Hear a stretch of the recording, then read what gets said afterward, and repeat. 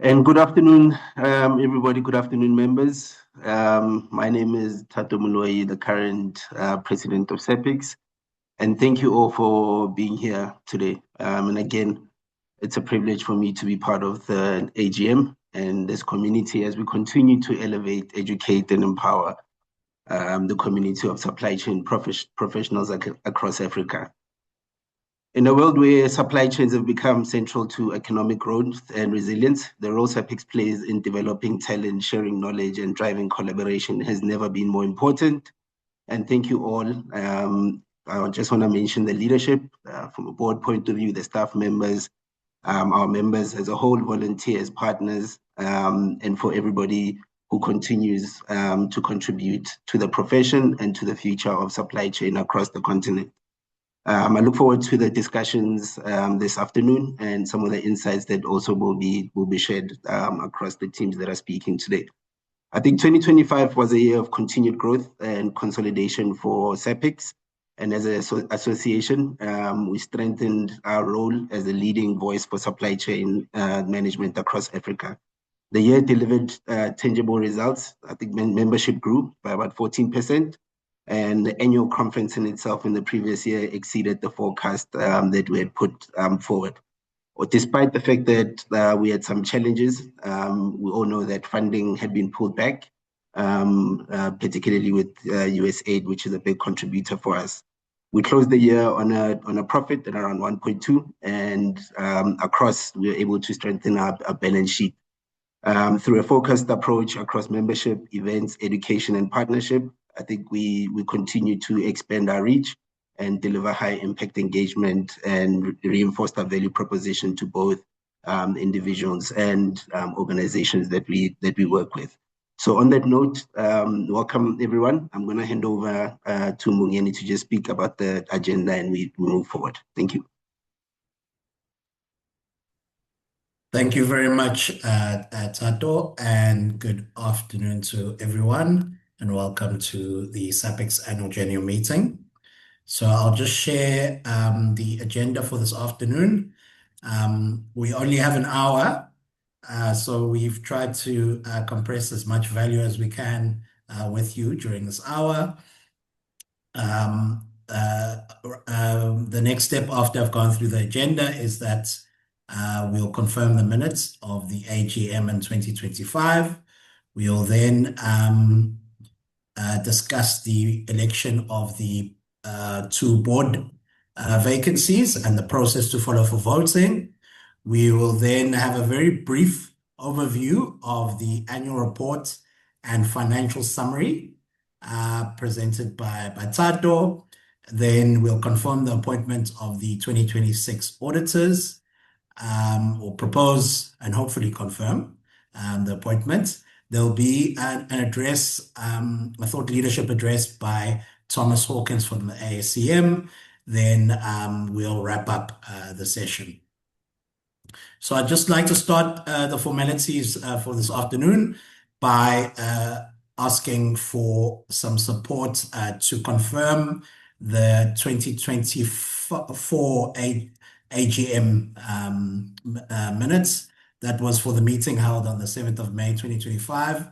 I wasn't actually there, so I can't propose or second, but if you could just indicate, and then Connor, if you could just show me if anybody has proposed and seconded, because I can't see the... Mungeni's MJ, I'll confirm it. Thank you. Do I have a seconder? Proposed by MJ. Do I have a seconder? It has to be someone who attended last year's meeting. Hi, Selepe here, seconded. Thank you, Selepe. Much appreciated. We'll move on then to the next item. The next item of the agenda is guiding you through the process of voting. We have two vacancies on the SAPICS Board of Directors for this coming year, this coming term between 2026 and 2028. The process is that voting will be conducted via Google Forms, which will be circulated to members in good standing. And there are 3 candidates to choose from, and then the results will be announced later on under agenda item 8. I've put on the screen a QR code for those who want a shortcut to the voting process. We've also shared the link in the chat, and we've also shared some of the candidate profiles. I won't have time to go through the candidate profiles, just mentioning that the 3 candidates are Chantal Kading, Jonathan Mpake, and Regina Naika. So those are the 3 candidates that you'll be voting for this afternoon, and the process will continue until 16:40, please, where we cut off the voting. So you have some time to continue with the votes as we proceed with the agenda. Okay, Sando, I'll hand over back to you just to give a very brief overview of the annual report, but the full document was circulated in advance of the meeting. Back to you, Sando. Thank you, Mbongeni. And colleagues, as Mbongeni shared, the full financial pack has been shared with the members for you to review. And even after this, those who wish to send formal comments can do so, and the team will be responding duly so. I think to just speak to some of the key highlights is that I've highlighted is that our membership is growing. From my perspective, I still believe that our base is very low, and it's something that we've given ourselves ambitious targets over the next coming year to actually improve on this number even further, considering the size of professionals that exist in our industry across. However, we do acknowledge the growth in the member base. Important to highlight the conference in terms of the bottom line, exceeding what we had originally forecasted. Over the year, we've had quite a significant number of events, and the number of attendees that we've reached over the year, that number is currently sitting at 56 events that we held over the year, which is quite a large number. And there's still, in our view, some sort of rationalization that we need to conduct there. Also important to mention Knowledge Junction, having been launched as a dedicated learning platform for the organization. And from a profit point of view, in 2025, we ended the year at 1.2 million. In terms of our capital reserves, currently sitting at 3.8 million, and our cash position sitting at 4.1 million. I think as a snapshot, and we'll see in the next slide, one is there are some concerns with regards to revenue growth. However, what's important in terms of the current snapshot from a balance sheet point of view is the current cash position that we're sitting on. And in our view is that we want to maintain a healthy financial metric, healthy financial position going forward. And the cash reserves are quite critical in maintaining the organization going forward. And then if you look at just from an income statement point of view, you look at the revenue 2024 into 2025, we had 16.2 million in 2024, and that reduced to 15.5 million. That's a 4.2% decrease in our top line. And the main reason for that is if you look at SAPICS as an organization, we're still very dependent on the main event, the main conference, which is a significant component of our revenue from a contribution point of view that currently sits at over 50%. So quite a bit of risk that's sitting in that structure from a revenue point of view. And one of the key elements that we as a board and organization are trying to work through is how do we diversify that particular revenue. The drop in revenue is largely related to the conference, and with some of our sponsors having pulled out that were in essence linked to USA aid, which has been pulled back, as we all know. So there's a significant decrease from that performance. However, something that we as a board have taken note of and looking at various avenues in terms of diversification of that revenue going forward. Cost of sales, 12 million in 2024 and 11.5 million in 25. Our operating expenses, you see a significant increase in that number there. The note on that particular point is, from a board point of view, we had made a decision in terms of the management capacity within the operating arm of SAPICS. In terms of reinforcing, that's also was reinforced by the change in a significant change in how we deliver the conference in itself. Whereas we had a full outsource model, and with the change in service provider, we had to take quite a significant component of that responsibility in delivering conference, as well as looking at some of the operational work that needed to be conducted within the business itself.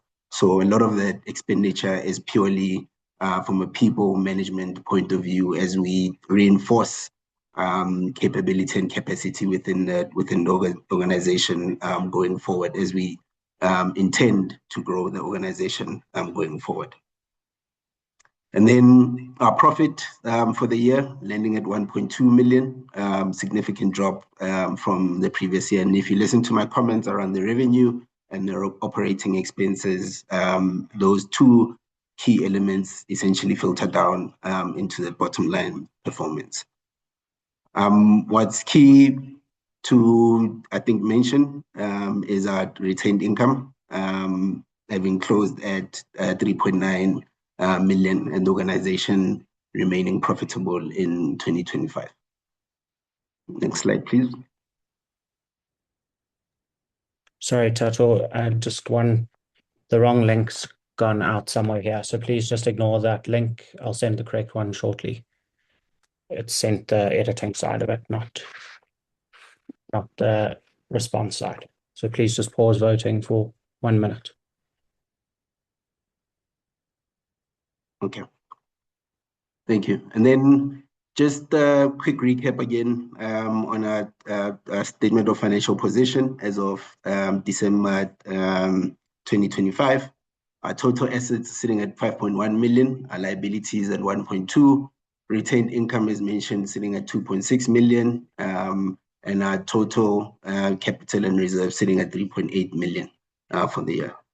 I've already gone through the income statement in the previous slide. I think what I will then close on is the cash flow in itself, as mentioned, very key metric for us, because again, that shows the financial well-being, health of the organization, and that cash position in terms of how much reserves do we hold reinforces our resilience going forward. So currently sitting at the end at 4.1 million.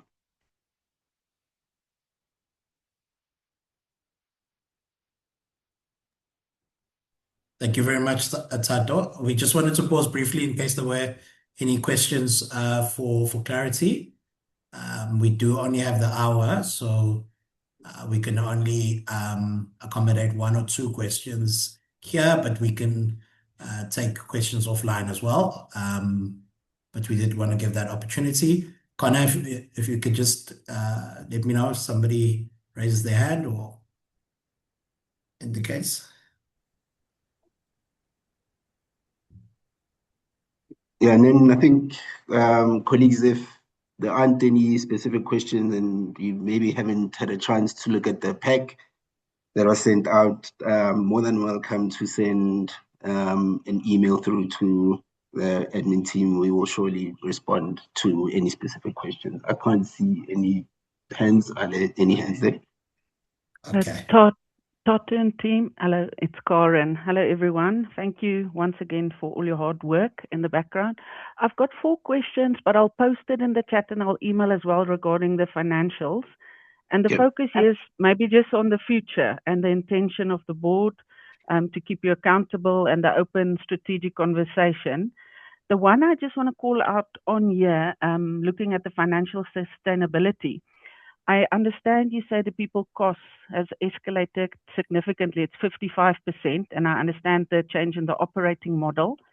One of the things that you can answer offline is, are there employment terms and sort of knowledge transfer clauses when any of these individuals leave for the sustainability of SAPICS? And do they also have measurable performance targets that they need to achieve that justifies this investment? But I'll put it in the chat. Sorry, I know it's a mouthful and the time is short. And then just a question on liabilities and profit compression trajectory as well. If you can get back to me afterwards. But I do want it in the minutes of the meeting as well, please. Thank you. Thanks for the question. I think what you just asked is a very critical question. I'll answer some of it, and we will put a formal response to that, because I think we need to do justice to that particular question around the. You mentioned having sustainability within the structures and making sure that we got clear documentation, and also in terms of performance management. I think these are some of the findings that we observed when we made the decision to actually increase our capacity in terms of management of the business, because some of these aspects that you're mentioning around having clear scorecards, having a clear operating model where we've got systems and processes, documentation in place, were some of the elements that have been lacking within the organization.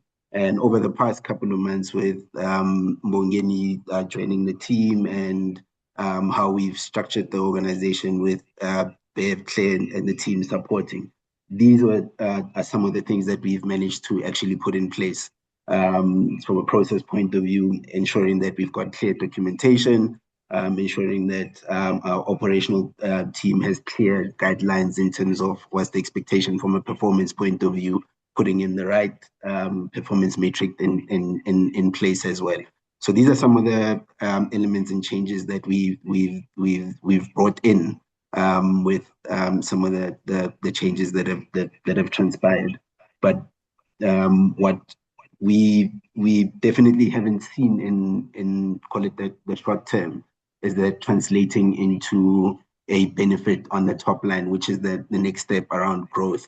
How do we diversify our revenue within the business and drive growth within SAPICS? And that's the if I look at the phases that we are undertaking, that's the most critical phase now that we are faced with, around where are we actually going to bring in the growth, and how are we going to drive that top line and grow the organization forward. Thank you.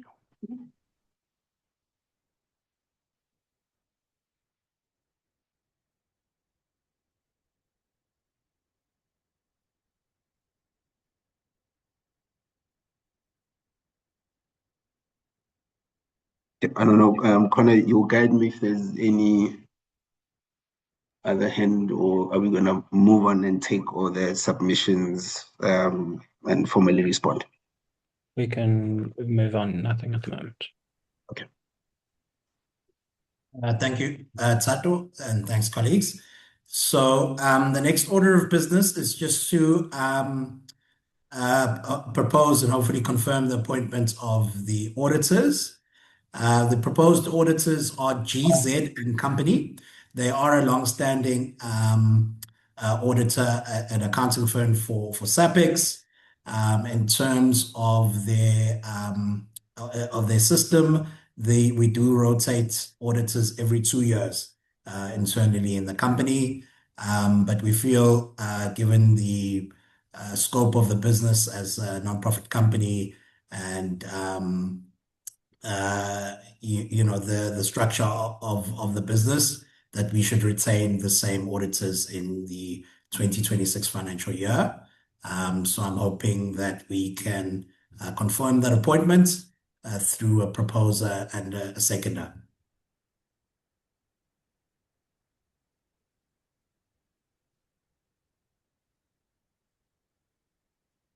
Do I have a proposer? Kumo has proposed.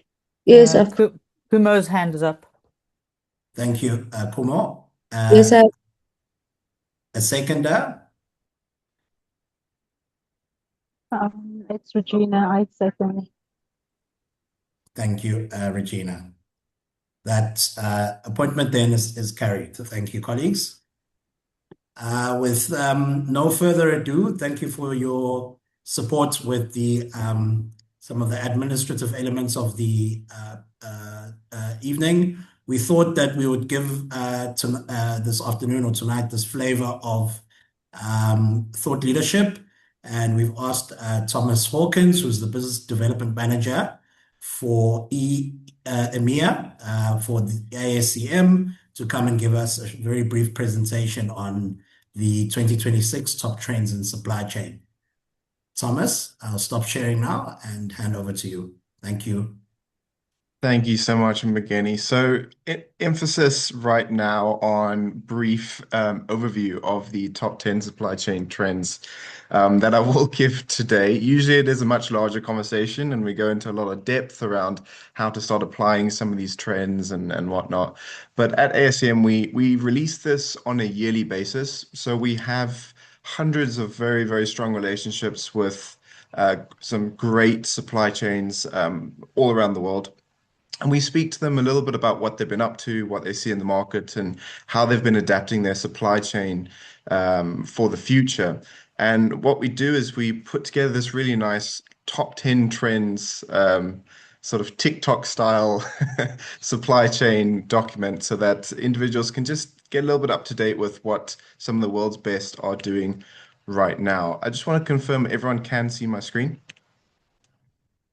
Yes, thanks, Thomas. We can see it. Yes. Fantastic, great.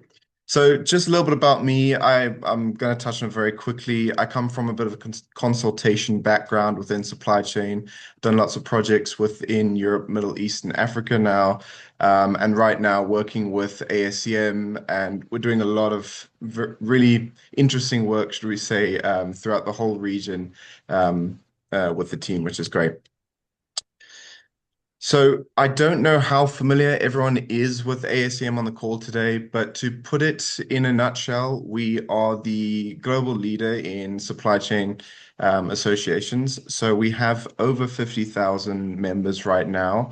We've been around for about 60 plus years, which is quite a long time, a lot older than me, which is great. And we've been in partnership with SAPICS for a significant amount of time as well.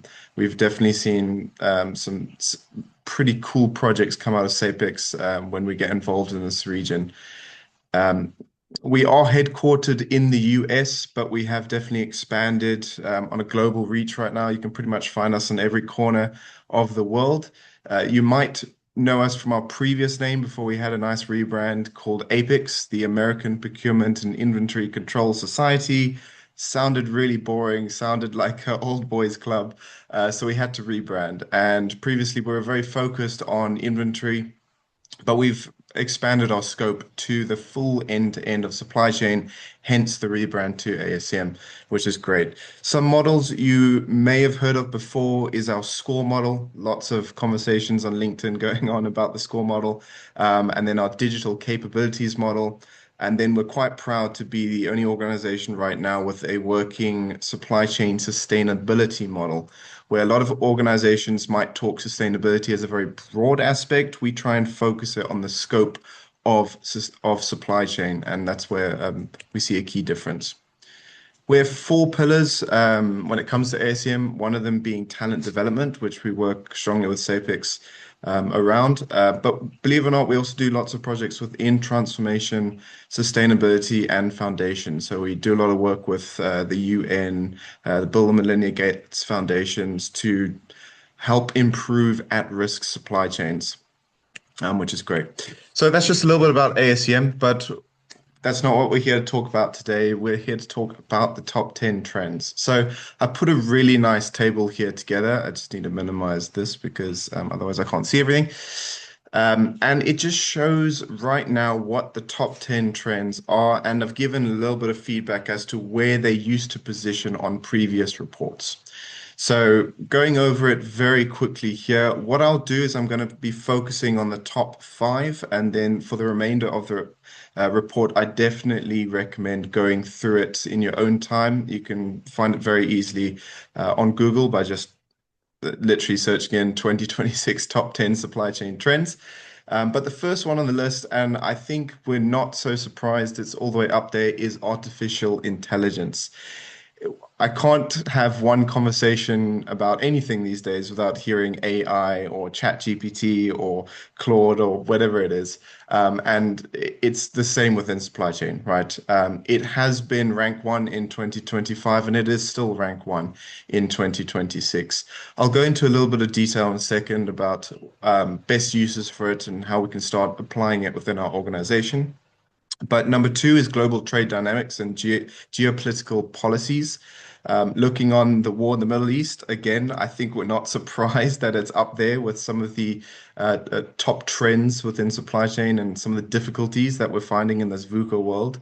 Although you can argue right now that volatility is the new normal, right? Which is great. The third one is automation. So that is actually come back onto the list after not being on the list for quite some time. And that revolves a lot about supply chain resilience, which is in number 4. So automation is a tool for resilient supply chain of the future. Speaking about resilience, that is number 4. We need to be agile and resilient as a supply chain. We need to adapt quickly to market trends and disruptions, both from risks and opportunities. And I'll touch on that in a second.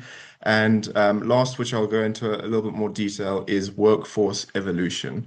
Coming from a place of talent development, you can see it's climbed up 4 places, and that's purely because organizations are focusing on developing that talent, where previously we were looking to maybe replace workforce, right? But now it's actually come back onto the trend where we're starting to evolve our workforce into higher levels of positions.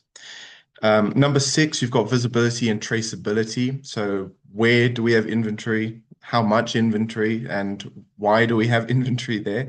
It's really about creating a full end-to-end visible supply chain. We're going to be talking a little bit about digital twins in a second, and that fits strongly within number 6.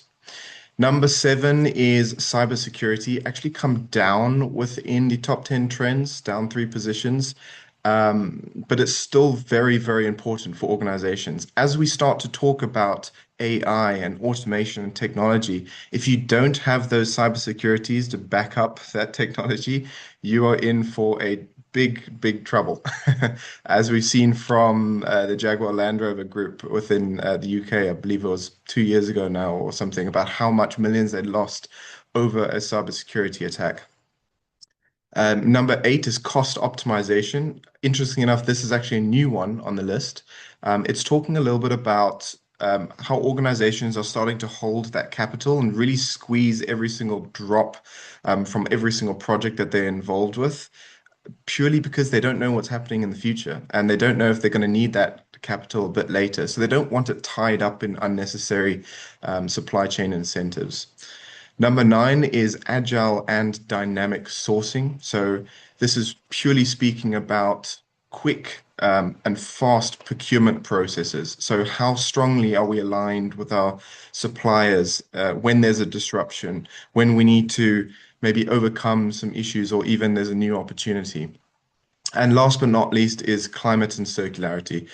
Back on the list here, circularity is becoming quite a hot topic because we are trying to create regionalized supply chain circularity so that we aren't as needy on the international market when the disruptions come. So that's also great to see back on the list today. So the first one is artificial intelligence. And the thing I just want to highlight here for artificial intelligence is it's core for a lot of supply chains when it comes to a competitive edge, but it definitely needs to be used carefully. There can be lots of problems that comes with implementing artificial intelligence. We've seen, I believe if you go into ChatGPT, they might have fixed it now, but if you ask how many letter R's is in the word raspberry, it's going to give you the wrong answer, right? So there are still some hiccups that need to be ironed out for AI for it to be used properly. But I've highlighted 4 key areas that we've seen a lot of pickup from artificial intelligence. And the first one, and probably most important, is forecasting. If you don't get your forecasting wrong, everything else down the stream goes wrong. From procurement, from holding too much inventory or too little inventory, or we haven't got enough logistics to keep up with everything. So we're seeing a lot of companies use real-time data into an AI machine to quickly analyze market trends and adjust their forecasts accordingly. So that's been a pretty cool project to come out of the industry right now. The next one, which I argue is probably the second most important, is risk analysis. We need to identify these risks before they happen to start getting more proactive and less reactive. And how do we digest a significant amount of external information as quick as possible and come up with plans around that? So AI has definitely helped within the segment of risk analysis.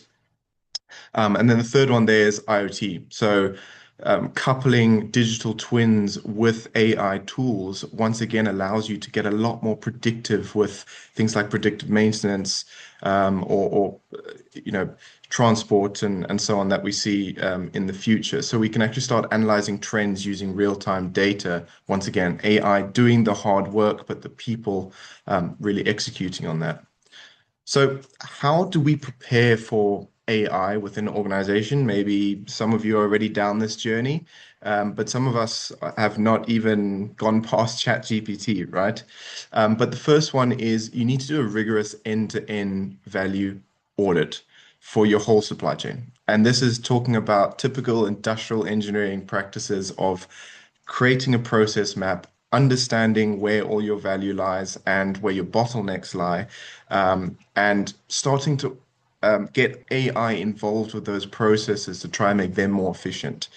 There's no point in just having a blanket AI approach to everything. Pinpoint a few areas, especially the high error areas where there's maybe a bit of human interaction that's causing that error, and replace that specific process. The third point there is ensure high quality data is fed into the system. So we always say garbage in, garbage out. There's no point in having this amazing technology if you're not collecting the right data. You need to have the right item masters. You need to have the right scanning that's being applied in areas of your supply chain to have that visibility. And this is really important for any technology you implement.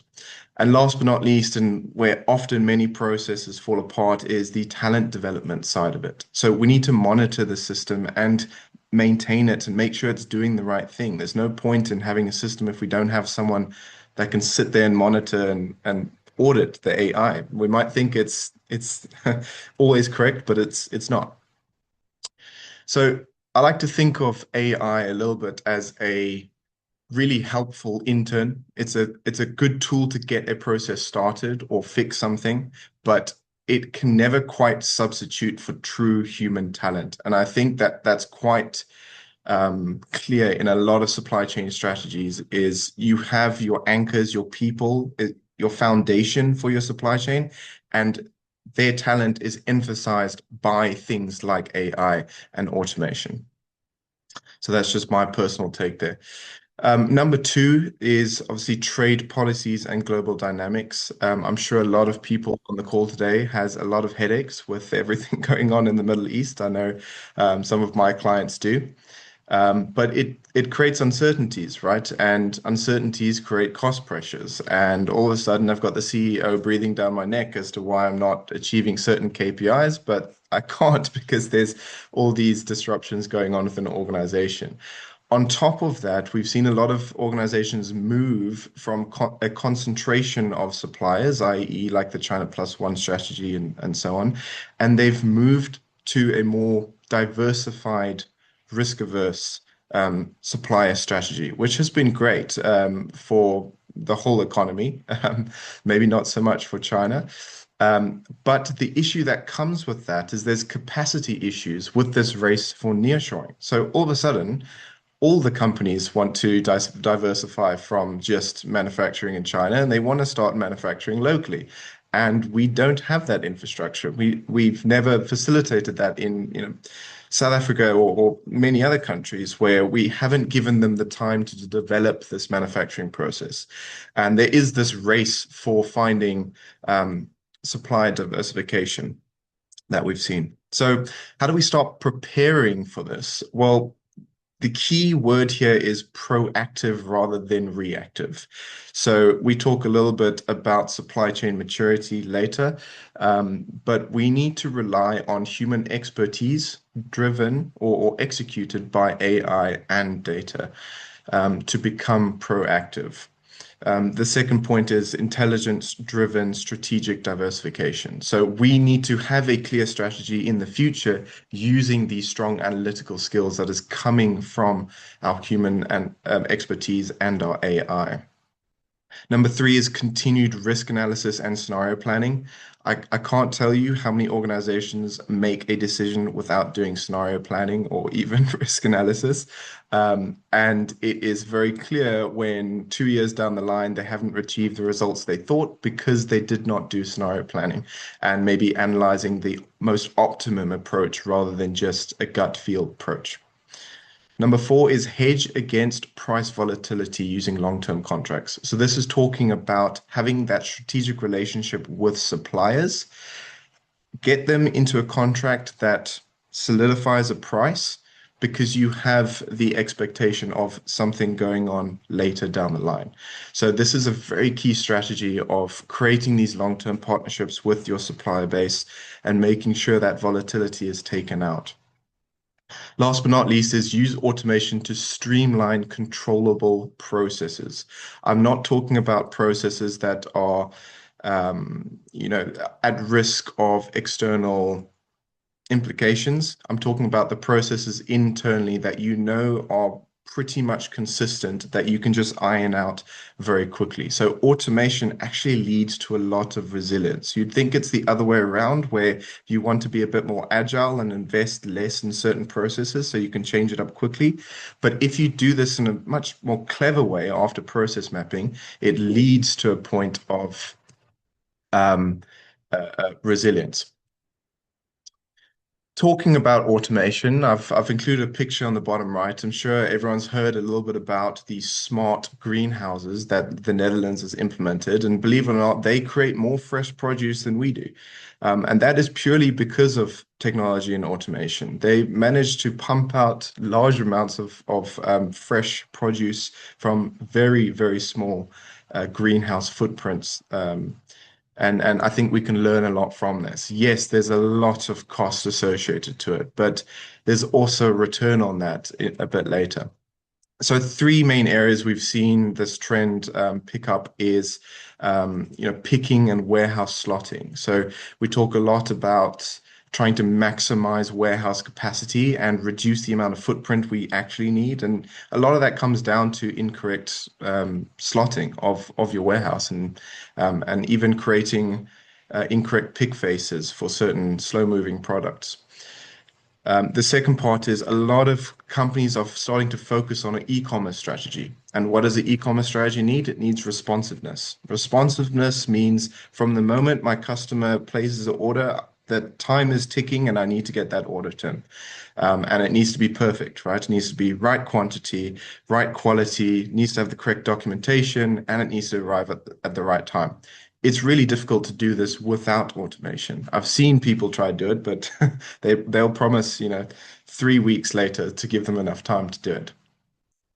And last but not least is route optimization strategies. So it's about minimizing that transportation leg of your supply chain. And there's a ton of really complex algorithms working for a lot of organizations right now, trying to minimize how many shipments they need to send out and maximize how much volume is within a truck. So how do we start preparing for automation. So 4 very high-level steps here is one, once again, identify key business processes and bottlenecks. I think you can see a trend here where you need to really understand your full end-to-end of all your processes within your supply chain to start understanding what I need to improve. 2 is do not simply replace legacy systems. Do scenario planning. There's no point in just updating systems because we want to and because it's old, and a salesperson came to me because there's a new fancy system and he's convincing me that there's a benefit. You need to do the hard work yourself. You need to sit there, do simulations if you have to, hire someone in if you don't have the correct IP internally or the capacity, and you'll see a much bigger return on investment rather than just automating as much as you can. 3 is train the workforce on the new system. I have many stories where we've implemented the fanciest automation technology within warehouses, and the warehouse stands still because there's just been no training in how to use the system. So you need someone to manage the system, and you need your team to be able to maintain the system. Otherwise, there's no point in implementing it at all. 4 is commit intensive resources to cybersecurity of that new system. As we get more automated, it creates more risk for cybersecurity. So we need to make sure that we have closed up every single potential hole that cyber criminals could get into, and shut down our whole operation for days at a time. Number 4 is agility and resilience. Also, many organizations talking about supply chain resilience in this environment that we're working in right now. And I've spoken about it before, but we need to be proactive, not reactive. So that's a journey of supply chain maturity your organization needs to go through over time. Similarly, as a person, you go through, childhood or baby childhood, the terrible teens to the adult, you go through that journey. Supply chains go through that journey too, believe it or not. You go through an area where you're seen as just a cost center, and you're going all the way, you're breaking down those departmental barriers, you're starting to integrate internally within a company, and then last but not least is you're starting to integrate with external supply chains. So we're starting to share information with suppliers, with customers, we're designing products together even. And we need to start looking at supply chain in a much more mature area. And I definitely, if it's the first time you're hearing about supply chain maturity, please do a little bit of research there about the different levels you get. Next one is digital twins for proactivity. So we again talk about that visibility. We don't know what we don't measure is typically what we say. So if we have a digital twin running concurrently with our actual supply chain, and we have a nice control center with live data going on, we can react a lot quicker than if my guy gives me a report over the last 3 months and now I need to try and fix what's already happened 3 months ago. So that's just something that we've seen a lot. And then I've talked a little bit about digital twins for powerful scenario planning as well. We can make strategic decisions based off of the data we're getting from our digital twin rather than a reactive response a bit later. So how do we prepare? 4 very high-level steps here, once again, is 1, commit by cross functions. We need to break down those departmental barriers internally within an organization. There's no point in saying, oh, that's not my job, that's marketing. It's not. It's a company job. It's a company issue. We all need to get together. I don't know how many people are on a journey of S&OP and trying to implement this in your organization, but usually that's why S&OP fails, because of these departmental barriers and incorrect alignment of incentives within organizations. I'm not convicted. Thomas, please. If Oh, you sure. bring up. Sure. Yeah, so I talk a little bit about that, and then also collaborating with external supply chains. Last but not least, is the workforce evolution. Really, really important. The foundation for everything you do here. Thankfully, we've seen a strong focus on upskilling your current labor rather than just rehiring new labor to replace that. So that's been a strong trend that we've seen here. I'm going to skip over that just for in time. This is my last slide. So I just want to highlight that workforce evolution once again has gone up 4 places as opposed to many of the other, because it is an underlying requirement for every single other one you see on this list here today. Nothing works without the people part of your supply chain. And that is pretty much my presentation. So thank you so much for the time today.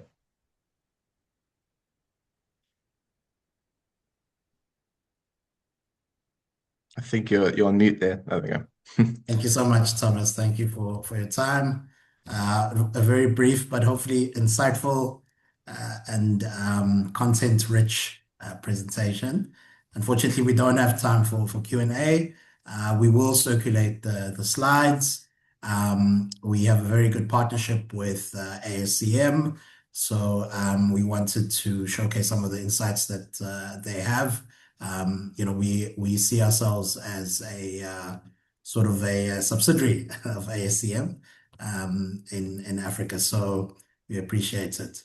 I'm just going to then hand over to Tato to announce the results, Tato, and to close off the meeting.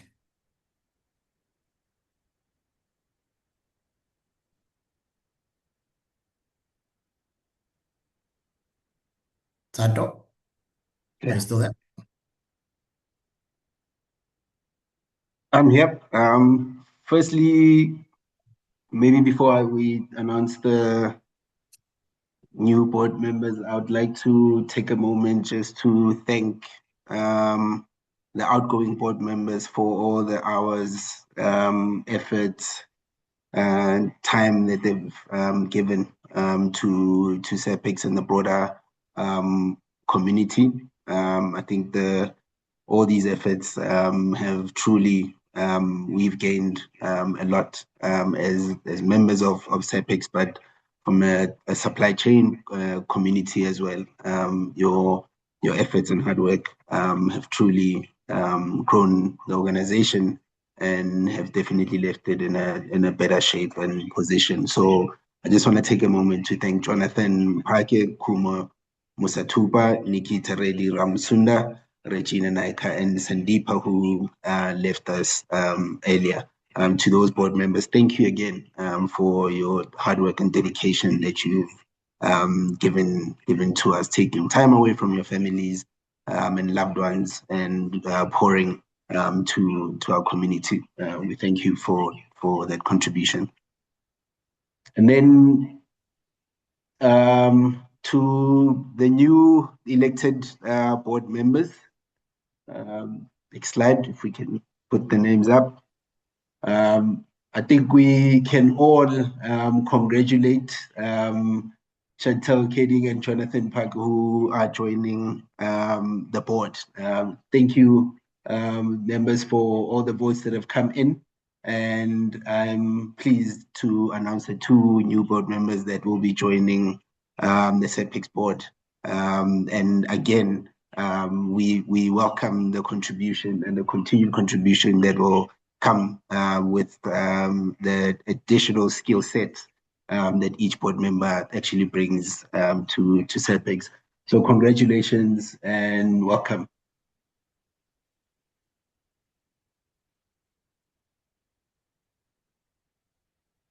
And then on a closing note, I just want to highlight the upcoming conference. As you all know, we headed towards our annual conference for the 8th annual SAPICS conference down in Cape Town from the 19th till the 22nd of July. So we look forward to hosting all of you. We look forward to the conversations. We look forward to the networking, to the great speakers that will be joining us on that day, and some of the knowledge that will be shared. We all look forward to this time of the year every year, and it's coming really fast. Those who haven't registered, please do. We've got a very, very, very interesting lineup that's we've put up on all of the social media platforms. So please have a look. Set up your one-on-ones ahead of time for the people that you want to meet and connect with. We look forward to hosting you very soon. So thank you very much. And on that note, we will sign out. Thanks, colleagues. Goodbye. Bye. Yes. Bye.